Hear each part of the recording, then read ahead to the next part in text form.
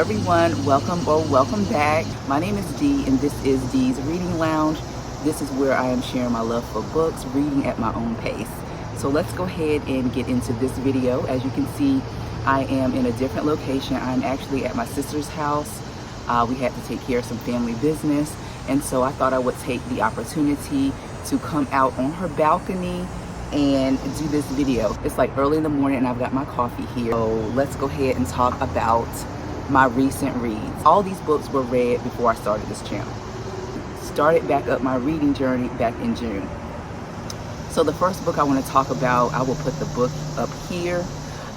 It's called How Dare the Sun Rise.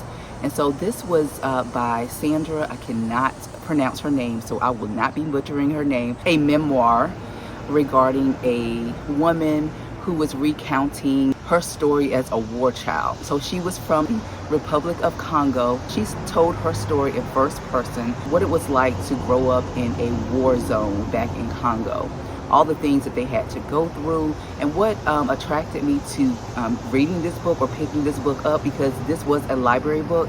They had it out on display, and the young lady is beautiful, of course, and plus the title name, How Dare the Sun Rise, really intrigued me as to what the book was about. I didn't even know it was about a memoir of war stories.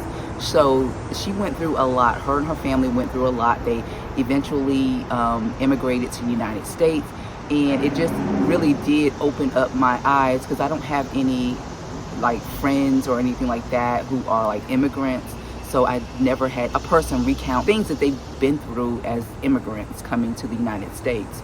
So she recounts the days back in the Congo where it was a war zone.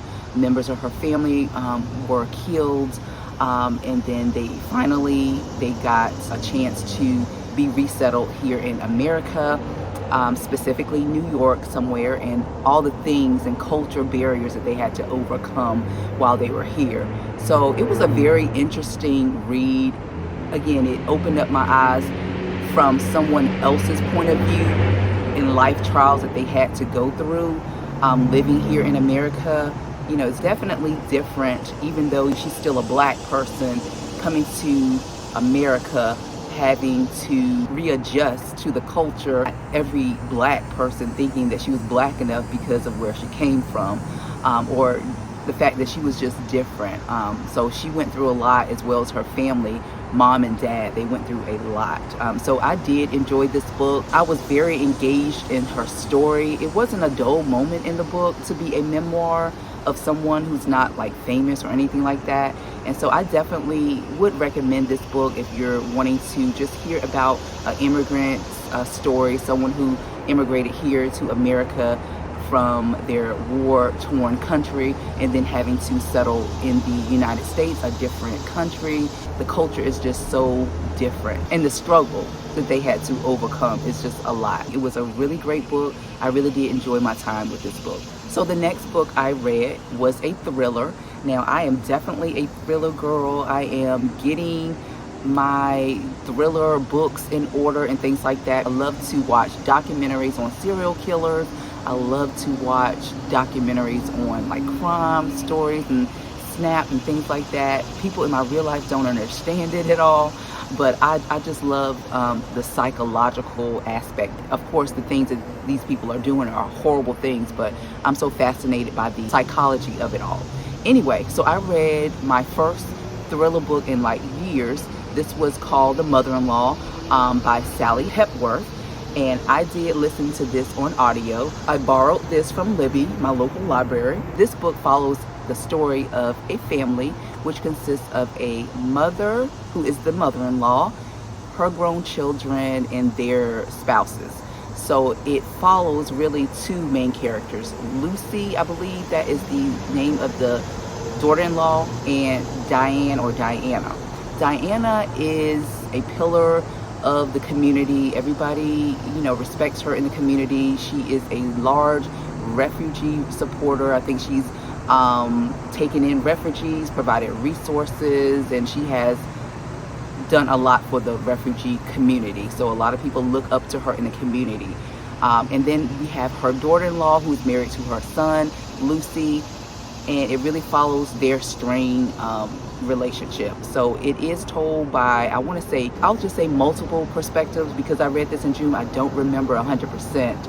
I want to say it really follows the daughter-in-law, Lucy, and Diana, but it may have followed, yeah, it does follow her other daughter and her son as well. So it does follow like 4 point of views, but it really focuses on Lucy and Diana's relationship, because it's such a strained relationship. You can tell that Lucy was not the ideal or the person that she wanted for her son. She kind of does not respect her because she's a stay-at-home mom, and then her son is not really living up to his potential as far as his career is concerned. And I think there's some money issues that go on in their family as well. So Diana is found dead one day, and she leaves a suicide note saying that she took her life. This is not a spoiler. This is on the back of the book. I don't think that she told her family that she was diagnosed with cancer, but her suicide note says that she decided to take her life because of this cancer diagnosis. And then later on we find out, like, as you know, the investigation begins, that she never had a cancer diagnosis. So then the story just, you know, tries to figure out who killed, if she didn't kill herself, who killed Diana? Then there are other family dynamics involved in the story as well. So that's all I would say about the book. Now, I rated this book, I believe, a 3. This book was just okay to me. It wasn't really that thrilling. It was more of a mystery, like a long, drawn out mystery. I did listen to this, and the first parts of the book kind of dragged a bit. Now, I did like the writing style. I did like the wittiness of the writing. I did giggle here and there. But as far as being a page turner, or, you know, me even wanting to keep listening to the book, that didn't really happen. I do have a problem that I need to get over soon about DNFing books. And so if I could have gone back, I probably would have DNF'd this one, just because I just felt like it dragged too much and the story was just not that engaging. It was engaging enough, or maybe it was just guilt and I pressed through, but I gave it a 3. And so would I recommend this as a must read? Absolutely not. I didn't really enjoy it all that much, but it was, you know, okay. So I gave it a 3. All right, so the next book that I read is by Geneva Rose. So Geneva Rose is new to me. I read The Perfect Marriage. So I've heard several people talk about this book, and every time they would talk about it, I would skip through their video just because I didn't want to know more than necessary. So this book follows a couple. The husband's name is Adam, and then his wife's name, I'm not sure what her name is right now, I forgot. But anyway, they have a strained relationship because the wife is a powerful defense attorney. She's at the height of her career, and she just does not have the time to dedicate to her husband Adam, who's a struggling writer. So she decides to buy him a lake house. That way he could go there and be creative. He could get his writing juices back. And so one day, well, he ends up having an affair because of him not being happy in the marriage, and his mistress is found dead in her bed. And so the story takes off from there, okay? But the one thing that was very different is that the wife decides to defend her husband. Now, I won't go into why this was a problem for me, because that might be a little bit of a spoiler, even though it was different, a different like twist or take to things, because I know if my husband cheated on me and I was a lawyer, I'm not trying to defend him, okay? But that part to me just didn't make sense, that she would want to, or that plot or storyline just didn't make sense to me, that she would be the one to defend him. And you know, you got the feeling that she really wanted to get him off, but she just didn't want the marriage any longer, but she didn't necessarily want to see him go to prison. They do have another character who is the mother-in-law, her mother-in-law, which is Adam's mother. They don't really get along, the wife and the mother-in-law. I would say, I think Adam's something like a mama's boy. She's always interjecting herself into their relationship. And so they do have a strained relationship as well. And so it's a lot of dynamics and things like that that play into this book. So the cons of the book is that the storyline of her defending him didn't make sense to me.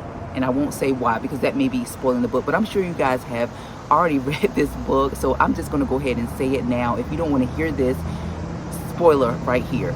They never investigate her. So that was the storyline that just didn't make sense, because I watch real documentaries and crime mysteries, so I know, and if you do too, you know that the spouse is the main character that they're investigating. That's usually the person who killed the spouse, but she never gets investigated. So that whole storyline just didn't make sense, in spoiler. Okay, and so the other part that just didn't make sense were these characters were thrown in the mix.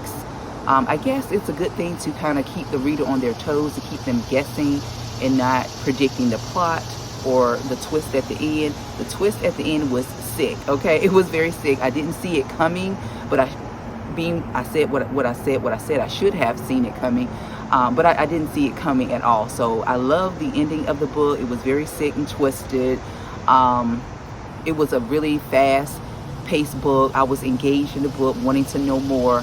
But because of, you know, the confusing characters and just the storyline didn't make sense, I gave this a 3.5. This is definitely worth the read. I really did enjoy my time with the book. It was an interesting and intriguing book, so I did enjoy the book. 3.5. So the last book that I'm going to talk about is a book by Freida McFadden. Now, I am new to her books. Of course, everybody out here who loves reading thrillers are talking about her. So, of course, I had to read a Freida McFadden book.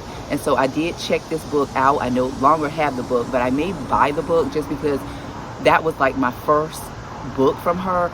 I didn't want to start with The Housemaid because that is a popular book, and I'm kind of unconventional. I don't like to read what everybody else is reading right away. I like to kind of start with like an older book to see, or a book that not everybody is talking about at the moment, just to see what I think of the reader before I jump into the most popular book. So I started with one of her, I don't want to say underrated books, because this book did rate pretty high on Goodreads and Amazon, and so that's the book I decided to start with, The Teacher. And so The Teacher follows a couple who are both teachers, Eve and Nate, and also a student. So it's told in 3 point of views.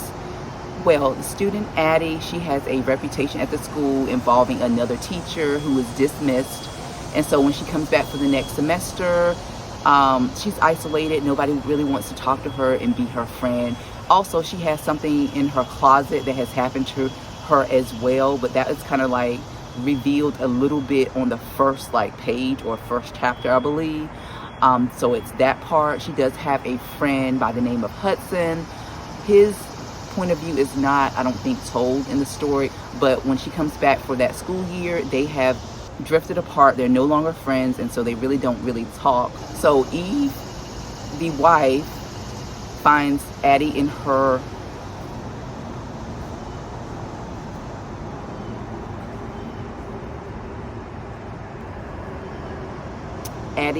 class. So Addie is also in Nate's class as well. And so when Eve finds out that Addie is also in her husband's class as well, because of what went on with the other student, Eve wants to put Nate on notice. Hey, watch out for Addie. She's a troublemaker.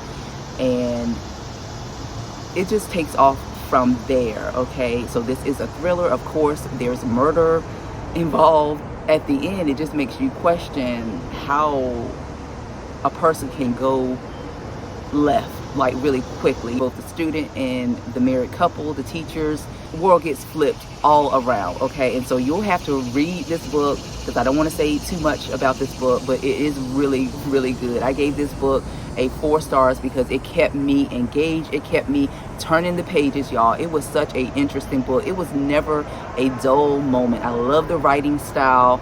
I think people call these popcorn thrillers, or a Lifetime movie. I can see that, like a Lifetime movie. I love Lifetime movies. They're just, some of them are predictable, but this one just was not that predictable at all. So I definitely gave this actually I would give it 4.5 stars. It was that good. So I really did enjoy my first book from Freida McFadden, and it definitely will not be my last. So those are my recent reads. Let me show you what I'm currently reading now.